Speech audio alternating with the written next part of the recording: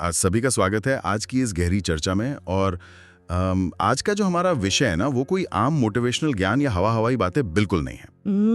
बिल्कुल नहीं। हाँ, मतलब इन सभी रिसर्च पेपर्स और किताबों के नोट्स का जो निचोड़ हमने निकाला है, वो एक बहुत ही कड़वी लेकिन सच्ची लाइन में सिमटा हुआ है। और वो लाइन है कि कॉन्फिडेंस मंगाया नहीं, कमाया जाता है। एग्जैक्टली। तो आज हम उन मानसिक और मनोवैज्ञानिक नियमों पर बात करने वाले हैं जो असल में दुनिया के उस 1% हिस्से का राज हैं जो हर चुनौती का डट कर सामना करते हैं। और मेरे पास जो नोट्स हैं उनमें शुरुआत एक बहुत ही दिलचस्प केस स्टडी से होती है। हाँ, एक लड़के की कहानी है। वही एक लड़का है, चलिए मान लीजिए उसका नाम अमित है। तो अमित ना कागजों पर बहुत ही स्मार्ट और अपने काम में पूरी तरह से काबिल इंसान था। मीटिंग्स में उसके पास सबसे अच्छे आइडियाज होते थे, लेकिन जब बोलने की बारी आती ना तो वो चुप ही रहता था। क्योंकि उसे डर लगता था। हाँ, उसे हमेशा ये डर सताता था कि लोग क्या सोचेंगे, अगर कुछ गलत कह दिया तो लोग कैसे रिएक्ट करेंगे। ये डर उसे अंदर ही अंदर खा रहा था। और इन नोट्स में जो सबसे हैरान करने वाली बात लिखी है वो ये है कि ये डर और कुछ नहीं बल्कि असल में अमित का अपना अहंकार था। उसका अपना ईगो। बिल्कुल, उसे लगता था कि पूरी दुनिया की नजरें उसी पर टिकी हैं। देखिए, ये एक बहुत ही सटीक और आम स्थिति है। अमित की इस मेंटल स्टेट को साइकोलॉजी की भाषा में लो सेल्फ वर्थ या खुद की अहमियत को कम आंकने का एक गहरा मानसिक जाल कहा जाता है। समझ रहा हूँ। हम अक्सर अपने आसपास देखते हैं ना कि लोग दूसरों की परफेक्ट दिखने वाली जिंदगी को देखकर खुद को कोसते रहते हैं। इंसान हर छोटी छोटी बात पर दुनिया से अप्रूवल मांगता है। वैलिडेशन चाहिए होता है सबको आजकल, बिल्कुल। ये जानने के लिए कि क्या वो सही रास्ते पर है या नहीं।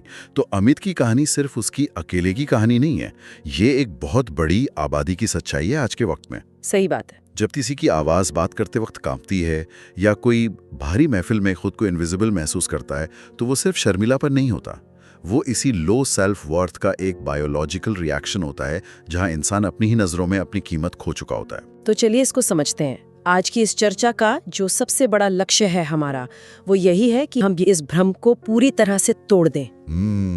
हमें मनोविज्ञान के विज्ञान और मानव विज्ञान को समझना है, ताकि उस कमजोर और डरे हुए वर्जन को खत्म करके एक ऐसा मजबूत मानसिक ढांचा तैयार किया जा सके जो अपनी शर्तों पर काम करता हो। एकदम सही। तो हमारे सोर्सेज में सबसे पहली जो साइकोलॉजिकल बाधा बताई गई है, वो वही है जिसका जिक्र हमने अमित की कहानी में किया, स्पॉटलाइट इफेक्ट। हाँ, स्पॉटलाइट इफेक्ट। ये एक ऐसा मेंटल ट्रैप है जहां इंसान को लगता है कि वो किसी बहुत बड़े स्टेज पर खड़ा है और उसके ऊपर एक तेज रोशनी है और हर कोई उसे ही जज कर रहा है।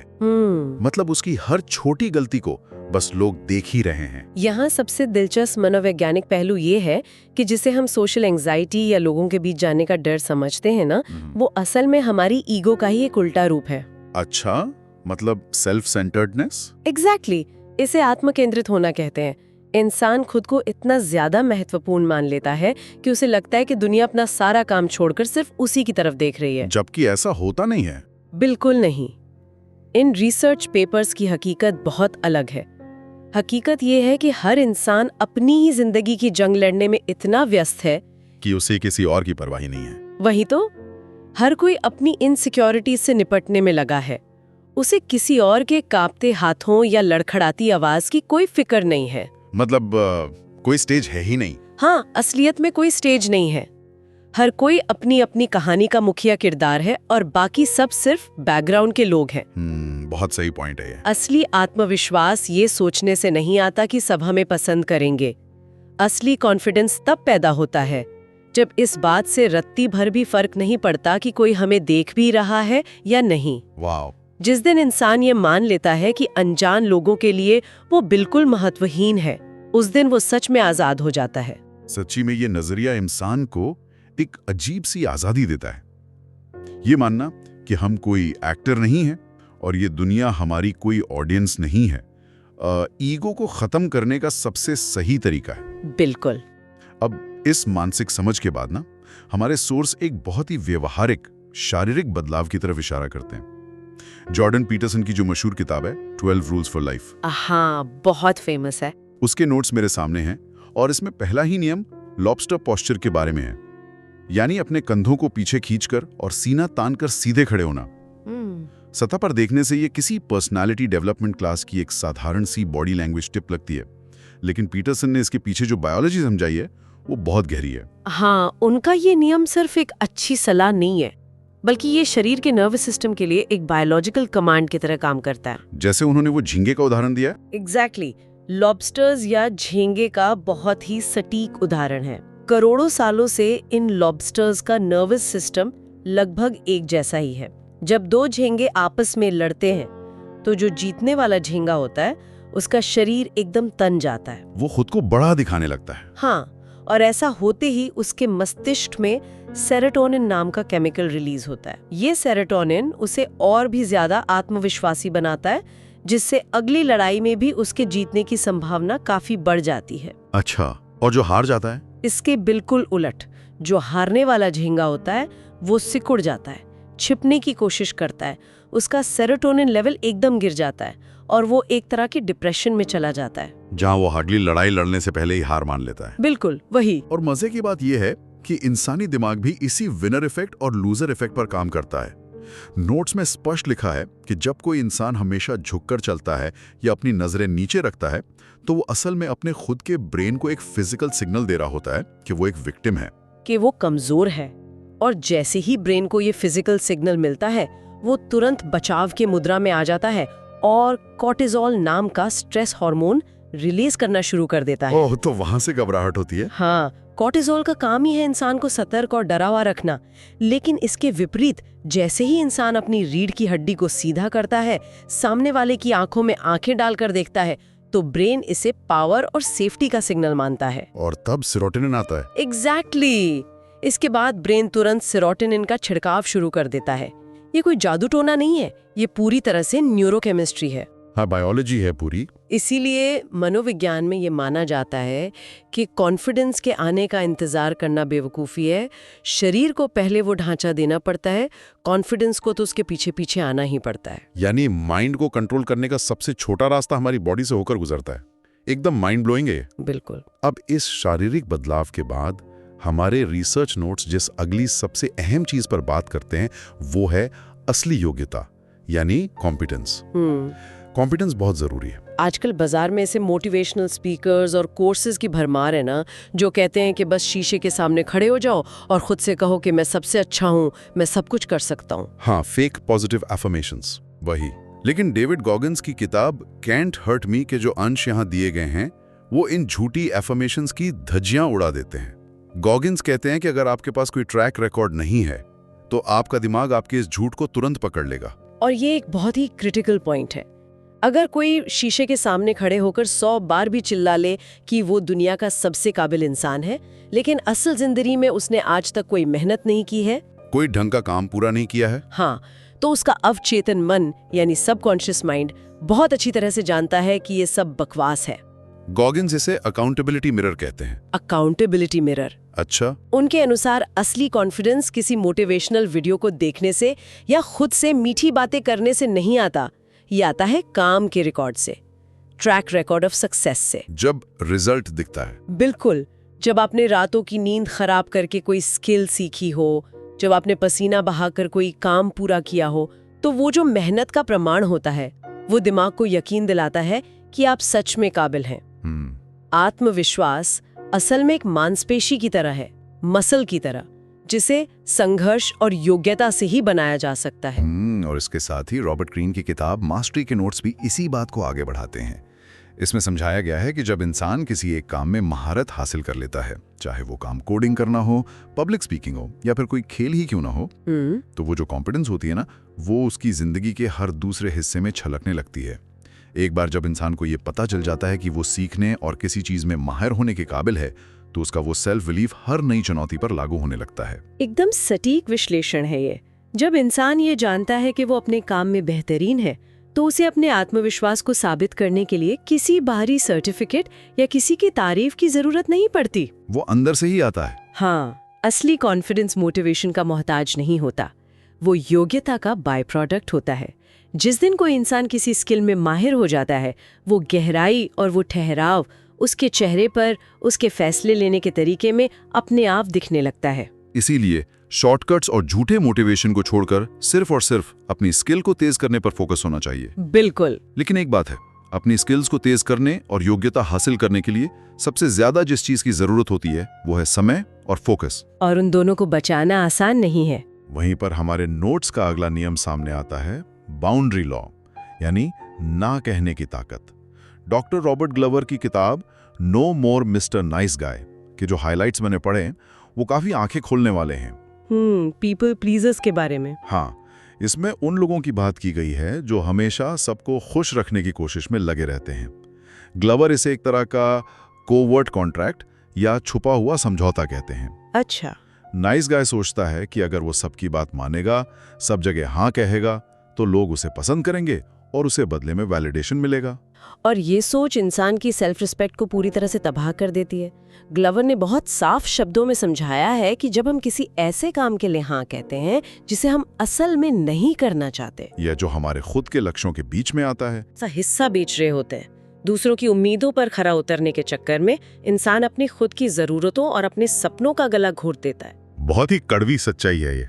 जो लोग सच में प्रभावशाली होते हैं, जिनका सेल्फ वर्थ हाई होता है, वो अपने समय और अपनी ऊर्जा को लेकर बहुत ज्यादा कंजूस होते हैं।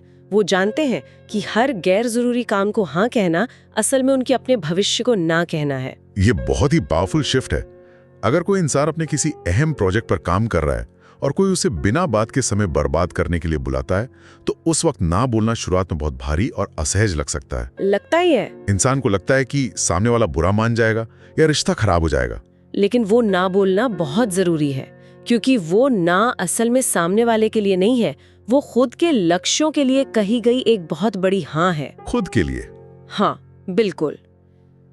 जब तक इंसान दुनिया को अपनी बाउंड्रीज के बारे में नहीं बताता, जब तक वो अपनी शर्तों पर जीना नहीं सिखाता, तब तक कोई भी उसकी इज्जत नहीं करता। सही बात है। जो इंसान सबको खुश करने की कोशिश करता है, वो अक्सर किसी को खुश नहीं कर पाता। और सबसे बुरी बात यह है कि वो खुद की नजरों में गिर जाता है। एक कड़वा मनोवैज्ञानिक सच ये है कि जिसकी अपनी कोई बाउंड्री नहीं होती, उसका दुनिया में अपना कोई वजूद भी नहीं होता। बुरा लगता है सुनने में, पर सच है। बाउंड्री सेट करना बाहर की दुनिया से निपटने का तरीका है। लेकिन तब क्या हो जब हमारी लड़ाई बाहर वालों से नहीं, बल्कि हमारे अपने दिमाग से हो? ये सबसे मुश्किल लड़ाई होती है। हाँ, मैक्सवेल मोल्ड्स की किताब साइको साइबरनेटिक्स के जो नोट्स हमारे पास हैं, वो इसी आंतरिक तनाशाह या इनर डिक्टेटर को बदलने की बात करते हैं। हम सभी के दिमाग में एक ऐसी नेगेटिव आवाज हमेशा चलती रहती है जो हर काम से पहले हारने का डर दिखाती है। कि अगर मैं फेल हो गया तो, या अगर मेरा मजाक उड़ा तो। कॉग्निटिव रिफ्रेमिंग के जरिए इस आवाज को कैसे बंद किया जा सकता है? मैक्सवेल मोल्ड्स ने इस कॉन्सेप्ट को बहुत ही साइंटिफिक तरीके से समझाया है। हमारे दिमाग के अंदर हमारी खुद की एक सेल्फ इमेज बनी होती है, जो एक मानसिक थर्मोमीटर की तरह काम करती है। Mental thermometer? हाँ, ये थर्मोमीटर तय करता है कि हम जिंदगी में कितनी सफलता या खुशी के लायक हैं। अगर किसी ने अपने दिमाग में ये बात गहराई से बिठा ली है कि वो एक फेलियर है या उसमें कॉन्फिडेंस नहीं है, तो उसका दिमाग खुद ब खुद ऐसे हालात और फैसले पैदा कर देगा कि वो सच में फेल हो जाए। सेल्फ सैबोटाज जिसको कहते हैं। एग्जैक्टली। इसे रेटिकुलर एक्टिवेटिंग सिस्टम यानी RAS के विज्ञान से समझा जा सकता है। हमारा दिमाग हर सेकंड करोड़ों सूचनाएं प्रोसेस करता है, इसलिए उसे एक फिल्टर की जरूरत होती है। RAS वही फिल्टर है। जैसे अगर हम कोई नई लाल रंग की गाड़ी खरीदने का सोचते हैं, तो अचानक हमें सड़क पर हर जगह वही लाल गाड़ी दिखने लगती है। गाड़ी पहले भी वही थी, लेकिन हमारे RAS ने उसे हमारे लिए फिल्टर करना शुरू कर दिया। बिल्कुल सही उदाहरण है ये। हमारा दिमाग दुनिया से सिर्फ वही जानकारी चुनता है जो हमारे अंदर के विश्वास को सच साबित कर सके।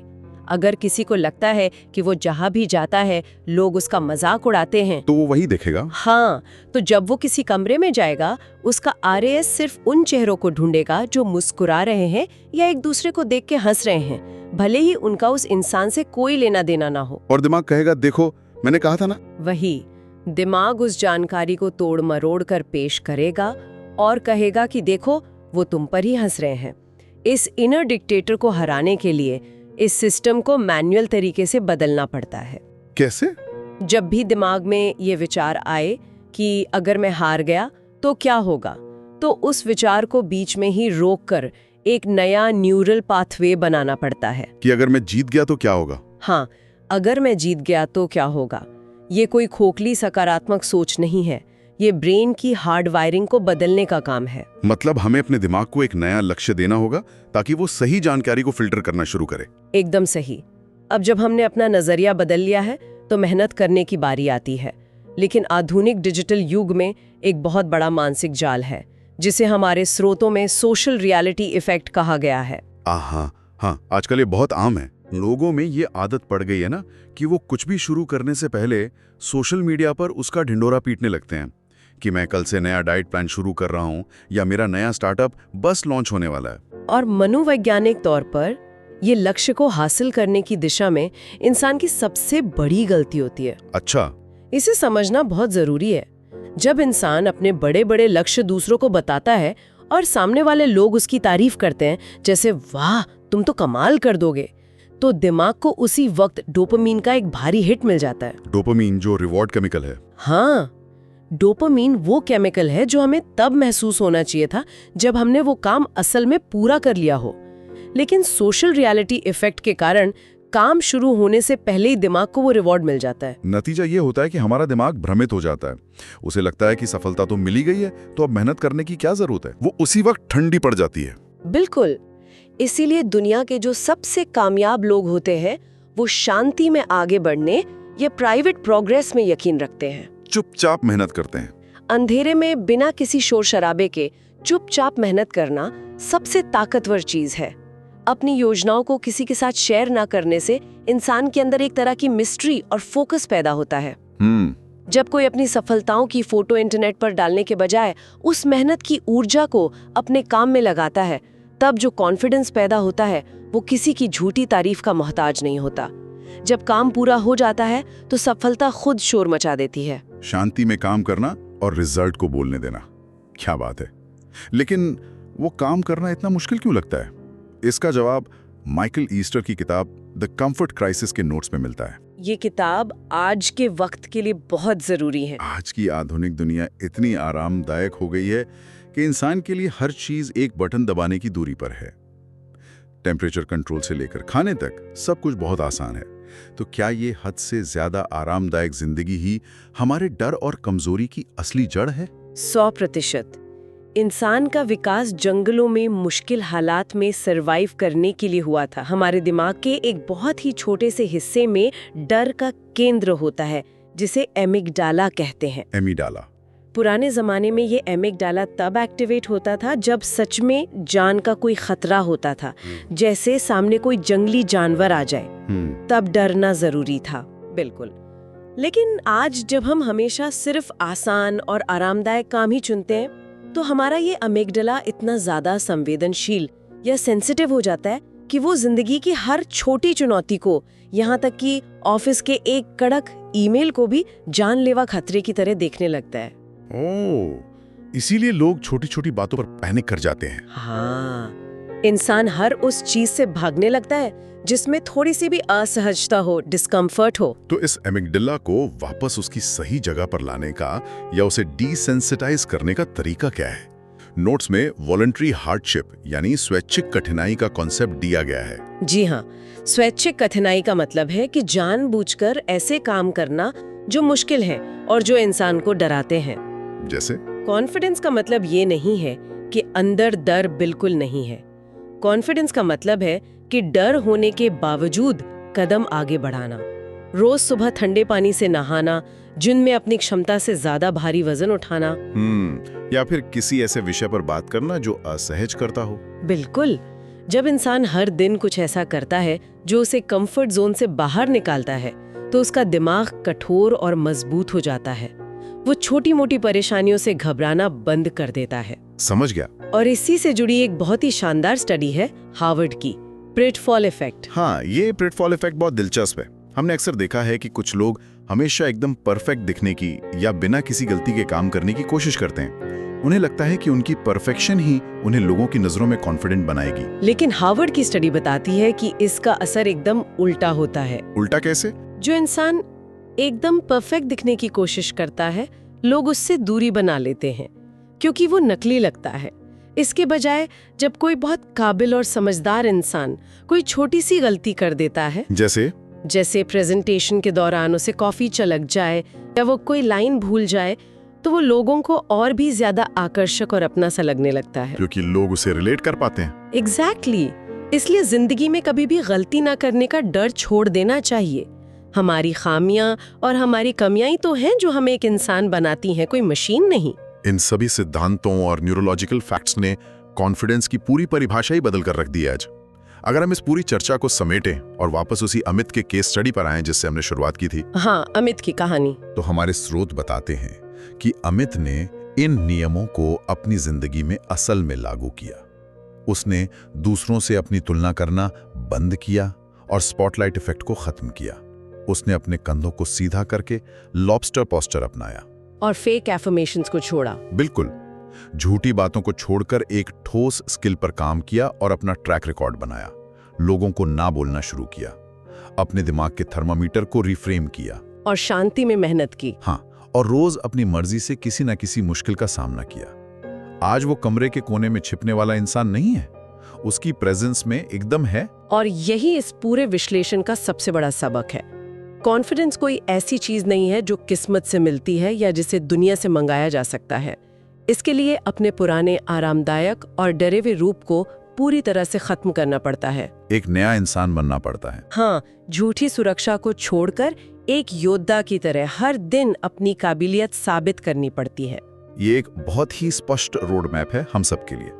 लेकिन इस पूरी चर्चा को खत्म करने से पहले क्या कोई ऐसा विचार या सवाल है जो इन स्रोतों के पार जाता हो और जिस पर आगे गहराई से सोचा जा सके? एक बहुत ही प्रासंगिक विचार है जो मुझे लगता है कि इस पूरी चर्चा को एक नए नजरिए से देखने पर मजबूर करता है। बताइए। हमने अभी बात की कि कॉन्फिडेंस असल में स्वैच्छिक कठिनाई, संघर्ष और शारीरिक रूप से डटकर खड़े होने से पैदा होने वाले न्यूरोकेमिकल्स का नतीजा है। लेकिन आज दुनिया जिस तेजी से बदल रही है, हम वर्चुअल रियलिटी और आर्टिफिशियल इंटेलिजेंस के युग में जा रहे हैं। सब डिजिटल हो रहा है। एक ऐसी दुनिया जहां सब कुछ बिल्कुल सुरक्षित है, जहां कोई असली शारीरिक खतरा नहीं है, जहां सारी मुश्किलें मशीनें हल कर रही हैं। तो सवाल ये है कि अगर इंसान के दिमाग को सेरोटोनिन और असली कॉन्फिडेंस पैदा करने के लिए शारीरिक दुनिया के संघर्ष और फ्रिक्शन की जरूरत है, तो क्या ये हद से ज्यादा सेफ दुनिया? क्या ये फ्रिक्शनलेस तकनीकी दुनिया इंसानियत को जैविक रूप से कॉन्फिडेंस पैदा करने के काबिल ही नहीं छोड़ेगी? बहुत ही डरावना ख्याल है ये। वही, क्या हम एक ऐसी पीढ़ी बना रहे हैं जिसका अमिगडाला इतना सेंसिटिव होगा कि वो आभासी दुनिया के बाहर सरवाइव ही नहीं कर पाएगा? और इसके साथ एक और ख्याल आता है जो प्रेटफॉल इफेक्ट से जुड़ा है।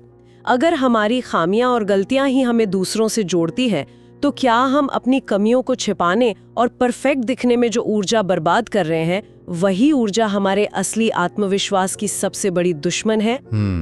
सोचकर देखिए, अगर हम अपनी कमियों को ही अपनी ताकत मान लें, तो क्या हमें किसी स्पॉटलाइट से डरने की जरूरत पड़ेगी?